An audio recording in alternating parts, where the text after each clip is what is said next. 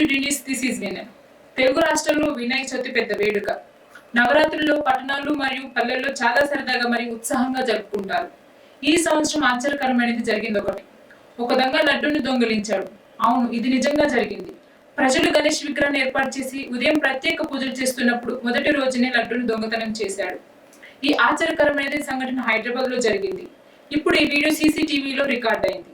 బాచుపల్లిలో గణేష్ మండపంలో అర్ధరాత్రి ఒక దొంగ వచ్చి లడ్డూను దొంగతనం చేశాడు. శనివారం సమీపంలో ఈ అపార్ట్మెంట్ లో ప్రజలు వినాయక చవితి పండుగను జరుపుకుంటున్నారు. అర్ధరాత్రి 1 గంట ఆ ప్రాంతంలో మండపంలోకి జొరబడ్డ దొంగ గణేష్ విగ్రహంలో లడ్డూను తీసుకుని పరారయ్యారు. ఈ మొత్తం వీడియో సీసీ కెమెరాలో దొరికింది. ఈ వీడియో సోషల్ మీడియాలో చక్కర్లు కొడుతుంది. మీ గణేష్ దగ్గర కూడా లడ్డు ఉంటే ఆ లడ్డూపై కన్ను వేసి ఉంచండి. ఇక ఈ వీడియో పైన మీ యొక్క అభిప్రాయాన్ని కామెంట్ లో తెలియజేయండి.